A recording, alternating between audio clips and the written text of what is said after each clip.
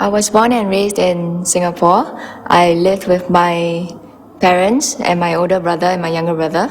We were, in a sense, quite a close-knit family. My father would take us out to the beach during the weekends to have picnic, and we would swim there. My mom is a very good cook, and we have special dinner on Friday night every week. My brother is 2 years older than me. We are quite close. After graduation, I went on to work in an airline industry. At that time, my paternal grandmother, she was diagnosed with lung cancer, so I wanted to spend more time with her. So I decided to quit.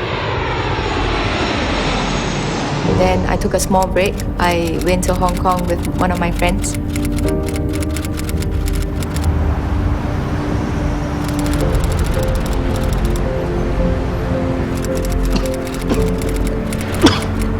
喂，林大夫嘛，昨晚送进来那位病人怎么样了？啊？怎么会这样子啊？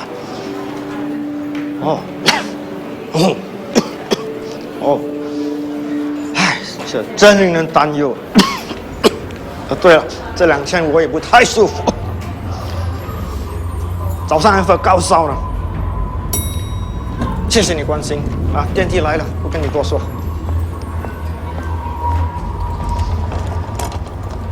Wait. Sorry. Did I miss it? Yeah, where should we go? We could go eat at that place your friend recommended. Oh, the dim sum one? Yeah. Cool, I love dim sum. Where do you want to go after? We could go shopping maybe. Like, see some handbags, some shoes. I don't really like to shop.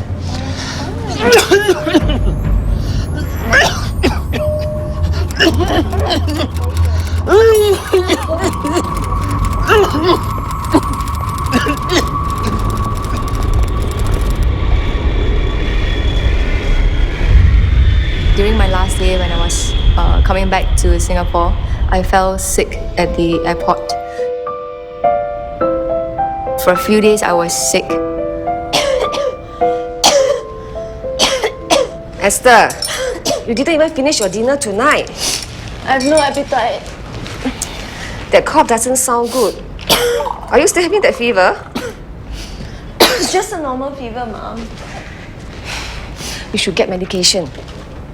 Actually, I didn't really think much of it because I thought it was a normal fever and it would just go away. I didn't like seeing doctors, so I would just let it recover on its own. After a few days, it didn't recover, and we were on our way, my family and I, we were on our way to visit my grandmother in hospital. So my mom was saying that might as well we see a doctor there and get some medicine.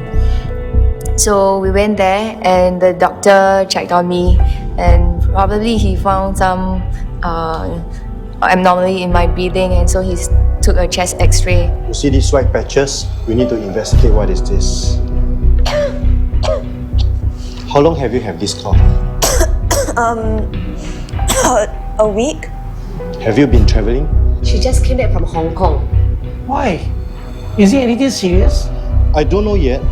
It's not quite your common fever. It may be a case of pneumonia. I'll recommend that Esther get warded tonight so we can observe her. Warded? So serious? I met Esther when she was admitted to Tan Tock Seng Hospital in March 2003. She had come in for pneumonia, which is essentially an infection of the lungs. At that point in time, we had no idea what SARS was. SARS was still very much an unknown entity. In fact, the term SARS had not even been coined yet. So we treated Esther for what we thought was an ordinary pneumonia. Little did we know that this ordinary infection would later become the global epidemic. Actually, I didn't really think much of it because I thought it was a normal fever and it would just go away. And during the first few days, my friends came to visit me. Thank you. So many presents. Yeah, he's over here. One of my auntie's pastors came to pray for me. Hi, Esther. Auntie. Hi, Uncle. Hello, Esther. How are you? This is for you. Thank you. You look better than yesterday. Look, I brought you a Bible. It's always good to have something to read. Thank you, Auntie. And this is Pastor John. I told him about you and he offered to come and visit you so that he can pray for you. Hi Esther, how are you? I'm Pastor John here. I'm glad to visit you with your auntie and uncle, and I'd like to pray a prayer for you. Okay. Come, let's pray for you. Yes. Dear Lord, you know my friend Esther so much better than I do. It was only the next day when I wanted to go take a shower on my own, then I started feeling very dizzy, and I had to wait for a nurse to bring me back to the ward. And after a few days, my condition sort of deteriorated, and I was transferred to the ICU. My friends, and my relatives, they started falling ill as well, and my mom, my dad, they were admitted to the hospital. Also, my uncle, my maternal uncle, my grandmother, my maternal grandmother, and even the pastor who came to pray for me was admitted as well. And when I was in the ICU, I was semi-conscious. I didn't know what was really happening.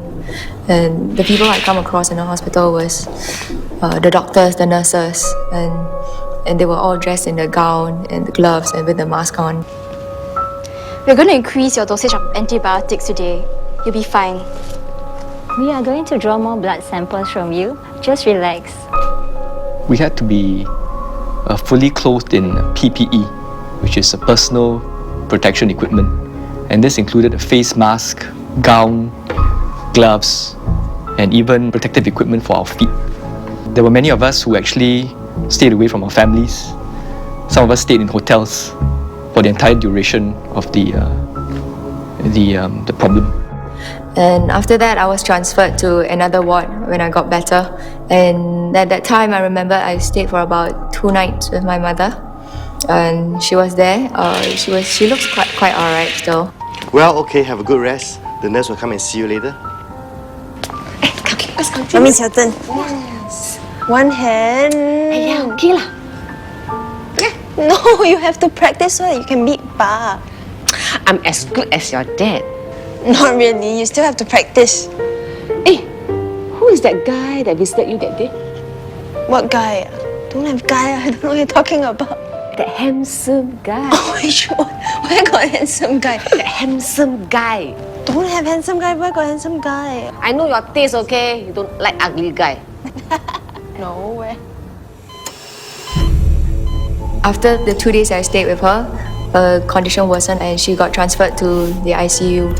My father was already in the ICU as well. The atmosphere was very tense initially, but we quickly settled down into a routine and did what was expected of us. Because SARS was caused by a relatively new virus, very little was known about it. So there was much uncertainty, and I think this uncertainty added to the sense of unease that we had. At that time, I was pretty confident that they would recover because I got better from the ICU, and I didn't think it was very serious. I mean, though they need intensive care, but I didn't knew it was so serious. Yeah, so the doctors arranged for me to go to the ICU to visit them, and that was the first time I see my father lying on the bed, motionless and unconscious, and I was filled with a lot of emotions.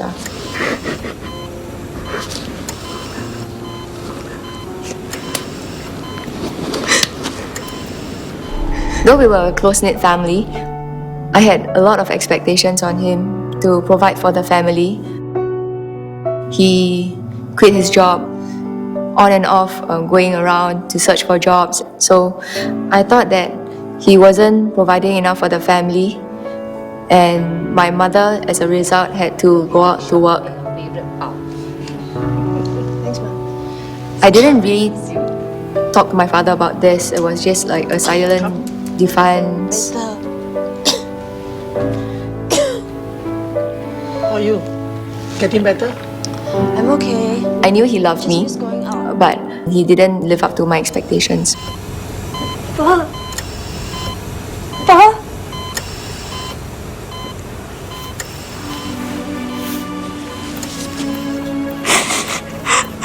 It was the first time I really see him up close after a long time. And from there, I really saw him like he has really aged a lot. And but I didn't take notice of that before. I'm so sorry this has happened to you. This is all my fault. This is my fault. Pa.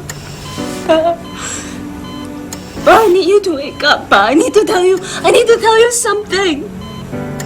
Pa, I need to tell you something, Pa. I cried for a long time there, and I repeated apologizing. I kept saying sorry to him. I'm sorry I was rude to you, Pa. Please wake up, Pa. I want us to be together again, Pa. Who's gonna take care of Mom? Who's gonna take care of me? Pa.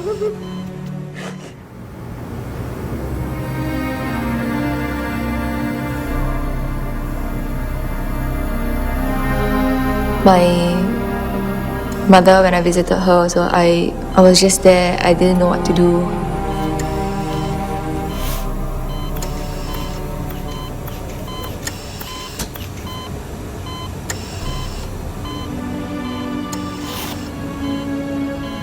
Seeing her as a healthy person, and she's now in the ICU because of the disease that I spread to her. I really blame myself. God bless you, Ma. Please don't leave me.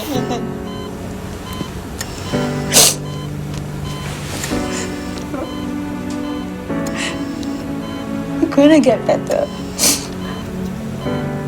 I believe that. I must believe that. The doctors arranged for me to carry on meeting them for a few days, and every day I would go down to accompany my parents for a short while, and I would speak to them, tell them, update them about the news.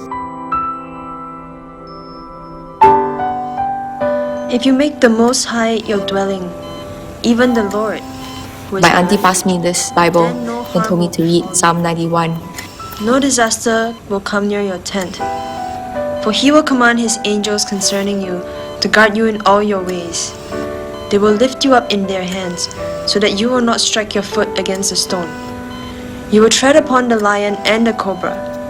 You will trample the great lion and the serpent. Because he loves me, says the Lord, I will rescue him. I will protect him, for he acknowledges my name.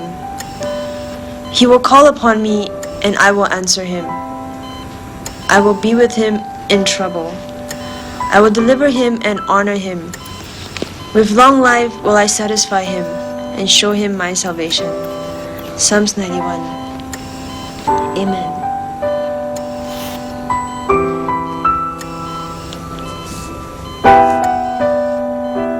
Dear Lord, I pray this evening for my mother. I pray But for healing. things didn't get better. One night, the doctor told me that my father passed away and told me to go down to visit him. No! Pa! Pa! No! Pa! No, Pa!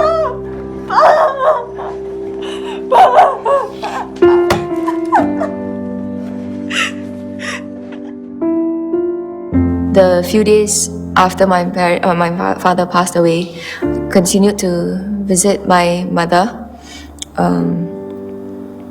every day, and I would encourage her to be strong, and because I recovered, I really hope that she could recover as well, because my father has passed away. I didn't want my mom to go as well, so I prayed very hard to God, because that was the only hope I could cling on to.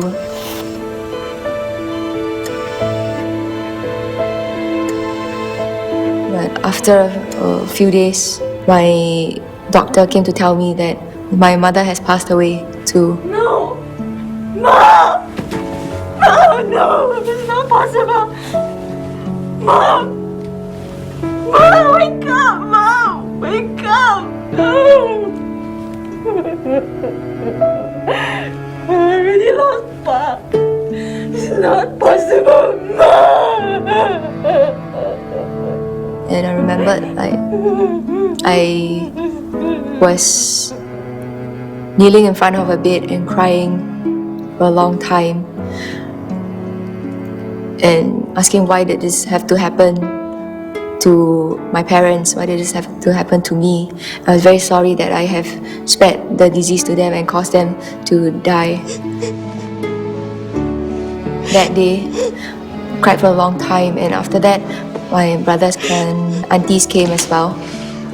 I remember hugging my older brother, and that was the first time in my life that I hugged him. My family, we were close, but we were never the sort who says I love you or we'll hug each other, but we'll just subtly do things for each other. So that was the first time I hugged him, and I really felt comforted and thought I really needed that because it was a long while since I get to see my family and much more even like touch them. Feels like I'm all alone inside tonight, and all I have is a distant, silent cry, and I'm leaking through. I make this pact with God that if my parents recover, I will go to church, I'll be more fervent. But things didn't happen that way. I'm longing to find those arms that used to hold me. I was very angry with God, I was bitter with God.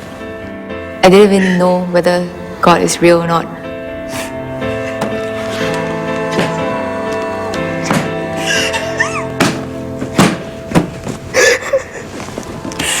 I just wanted to do away with him and control my own life. Just stop all contact with God. I'm leaking through the cracks of my beating, broken heart. You said you'll always be right by my side, so why do I feel so alone?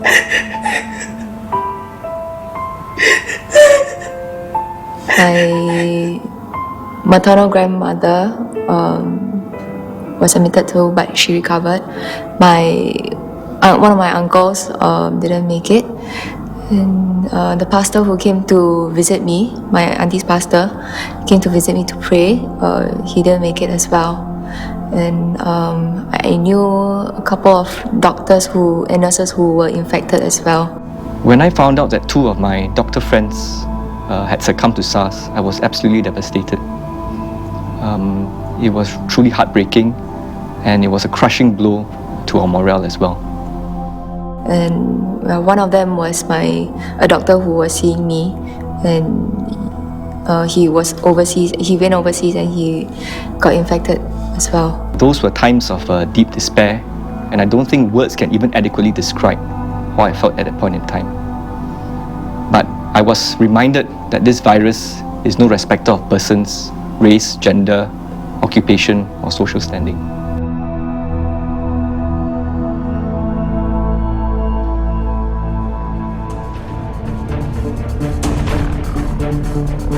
At that point of time, they have the name SARS.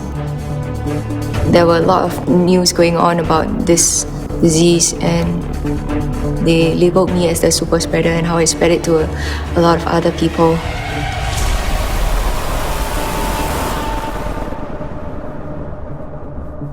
This disease was really very fatal, and I felt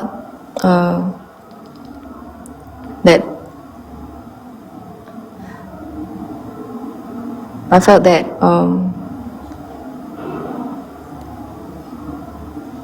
I felt guilty. I blamed myself. I felt guilty that I had to pass on the disease to them. I felt guilty that I recovered, but they didn't make it. I couldn't understand why all this had to happen. I felt really angry and bitter with God for allowing this to happen, my parents to die, and why not me, since I brought the disease to Singapore, since I went on holiday.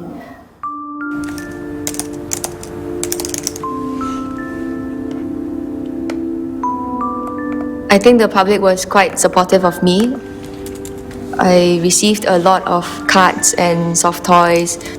In it were messages of telling me to be strong, to persevere on, and telling me that I wasn't to blame for this disease that I brought to Singapore. No, they haven't told me when I can. My friends were very supportive. One of my friends lent me a laptop so I could chat online with them, and they would ask me how I was doing. They would encourage me to be strong. Just surf the internet, read. It's quite boring. No, yeah, okay. If you're busy, go ahead. Yeah. Thanks for calling. Bye. I felt very lonely still. Yeah, I was in an isolation ward and I couldn't do anything.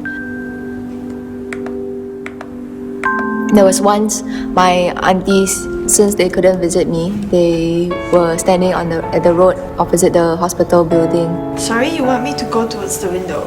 Why? Go. Oh my gosh! Yes, I can see you. Can you see me? Hi.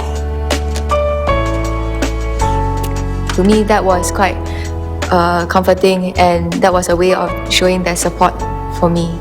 So, and I guess it was that kind of support that helped me through my stay in the hospital.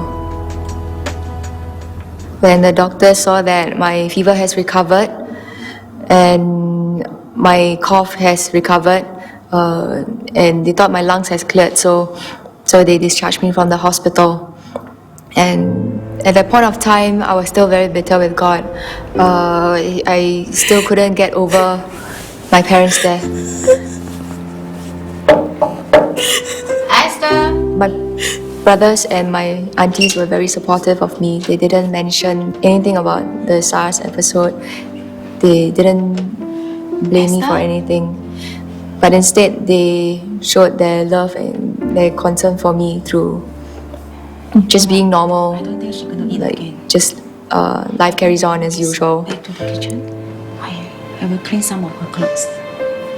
My brothers, they took care of the administration of the inheritance of my parents, and they didn't really bother me with that. For me, that was a great thing because I didn't want to come into contact with all these reminding me of my parents' death. I was fortunate that I have my brothers shielding me from the media, because at that point of time there were a lot of reporters wanting to interview me. Hello? Hey, listen. Look, we are still mourning the loss of our parents, alright? So can you please not call again? I hope you respect the need for privacy. Thank you. Hi. I recognize your number. We've been through this. I told you not to call again, alright? Bye.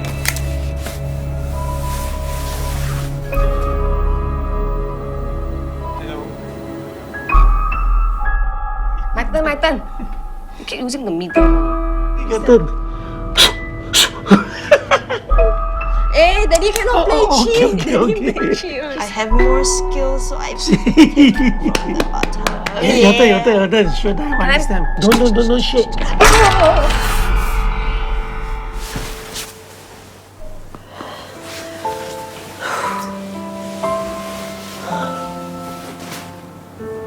Look outside, I see the rain falling down. Look inside, it seems like no one is around. I really missed them at that point of time. I thought that I didn't cherish the time I have with them. that I couldn't accept the fact that they were gone so soon. Looking down, I see my helpless heart in my helpless head. I didn't know what to do, what to live for. Tell me, where else can I I felt that I lost all aim or purpose in life. Feels like I'm all alone inside tonight. I didn't want to find a job as well. I was afraid that people would recognize and shun me.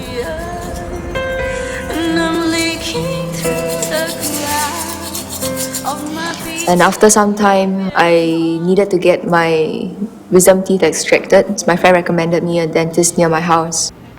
He was quite cheerful, and it was my first time there, so they needed to take a medical history record. And from there, he knew that I had SARS.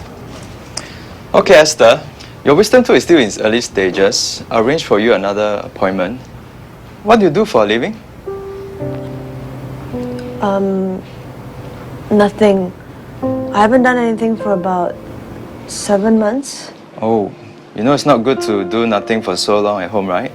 I was just wondering whether we'd be interested to join my church friends on a trip to the Philippines to help refurbish a center. But I wouldn't know anyone. Neither do I on my first trip there. There's a saying that goes like this: there's no real strangers in this world, just friends that you have not met. So I thought, why not? At the point of time, I just want to get out of Singapore, do something different. I didn't want to face the media, and yeah, I just wanted to get out and not think of anything else.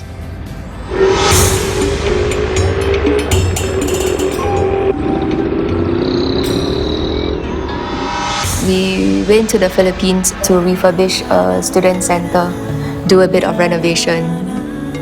I enjoyed myself there, did different things, started making friends with them.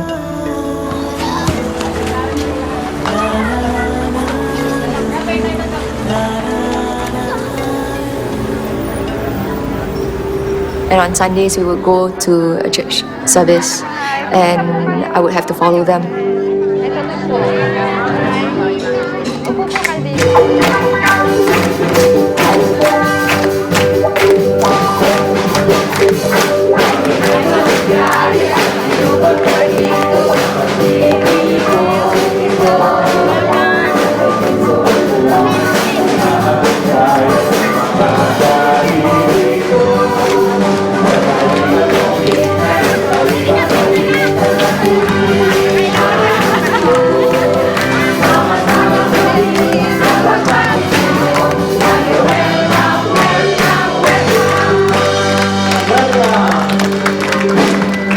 Panginoon, tayo po ay patuloy na sumamba sa Kanya, umawit.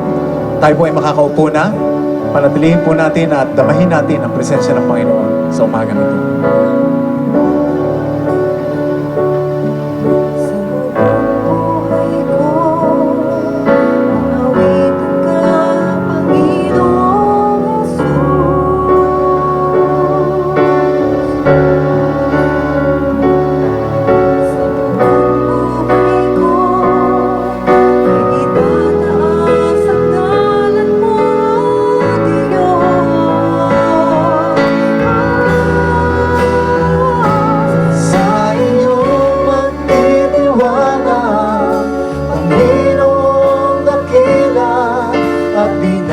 I was reading the bulletin and there was this phrase that said, for God to explain a trial would be to defeat its purpose, calling for simple faith and implicit obedience. That sort of jumped out and spoke to me because I was asking God, why does this have to happen, and why me, and why my parents, and I already made the pact with you, but it didn't work out this way. But why does this have to happen to me? I had a happy family, and all these are taken away from me. Inialay ng Panginoon Diyos ang kanyang buhay para Something really was stirring in my heart, and I could feel that God was speaking to me and it was very real. And for the first time, I experienced this feeling. I remember him telling me to return to him, and at first I rejected. I was struggling. I didn't want to return to him, but his voice grew stronger and louder, and I couldn't fight it anymore and said, "Okay, God, I will return to you." And at the point when I made that decision, I felt that I was at peace. There was this sense of peace that I've never felt before as well, that just came over me, and this serenity that I experienced. And from then, just at that instant, I felt I could get over my parents' death and moved on with life. I felt the trip to the dentist was divine because for my character, I wouldn't go to any place with a group of strangers. And this was an overseas trip to Philippines and with a group of people I've never met before. And I think it was the very first time I truly had a personal encounter with God over there in the Philippines.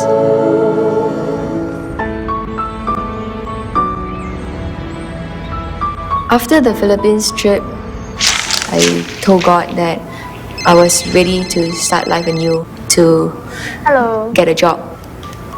I'm fine. I'm just looking for a job. What kind of job? Working with youths? So funny. After my trip from Philippines, I was just thinking of working with youths. When I first heard that it was Esther Mok, the Esther Mok who brought SARS into Singapore, who was trying to get this job that we have, I hesitated a bit because we lost a good friend, a doctor in our church. I was his pastor for 6 years, and we grappled with that quite a bit. Why him? And then suddenly hearing that Esther Mok, the one who brought SARS to Singapore, was coming and for this interview, it just stirred my heart a bit. But finally, when we gave Esther the opportunity to come for the interview and we listened to her, and I felt that she really had a lot to offer young people who are going through difficulties, those youth at risk and those who have challenges. Esther's story would really help and her life. And so when we put the pros and cons together, we felt that she would be the right one, and until today, no regrets. After working with us for a while, all of us felt that her personality and one of the personality of volunteers, Kendrick, was quite similar, and so we decided to try to play Cupid, bring them together, create opportunities. The spark actually began when I met her at her workplace, the youth center, which I volunteered. And through really a divine encounter, every time we wanted to go on a trip, apparently Kendrick would find difficulty in getting leave. I asked God if Kendrick was the one for me, then let him be able to go for these recce trips. Miraculously, that God allowed me to go, and then that's when our relationship actually blossoms. And I took it as a confirmation that he was the one for me. Because for me, I wasn't looking for a boyfriend, but I wanted to look for a life partner that could spend the rest of my life with.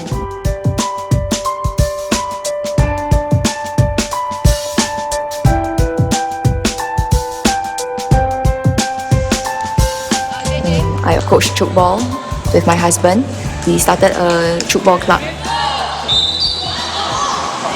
I was in the national team together with my husband.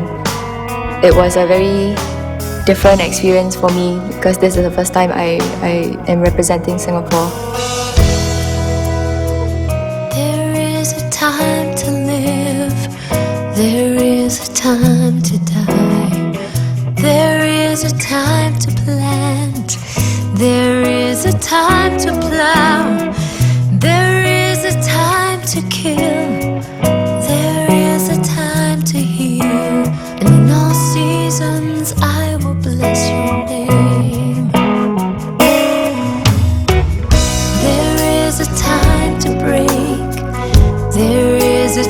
time to build.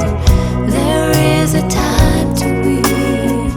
There is a time to laugh. There is a time to mourn. There is a time to dance. And in all seasons I will bless your name. The youth that I work with, whenever I tell my story, I hope that they will cherish their parents, will cherish their loved ones, because a lot of them, they love their parents but they don't spend enough time with them.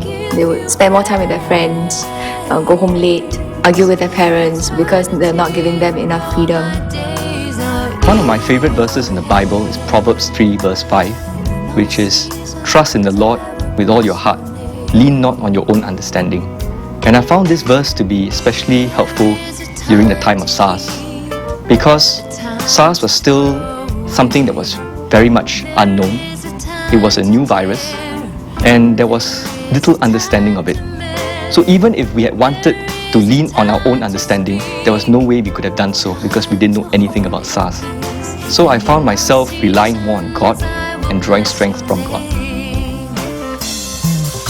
My advice to those who have lost their loved ones is that it's inevitable that people die, but what we can do is not to dwell in the past, not to ask why did this happen to me, why does this have to happen, but rather what can I learn from this and how can God use me to help others who are also experiencing similar difficulties. Eternity and all my days are in your hand. And in all seasons I will bless your name. And in all seasons I will bless your name.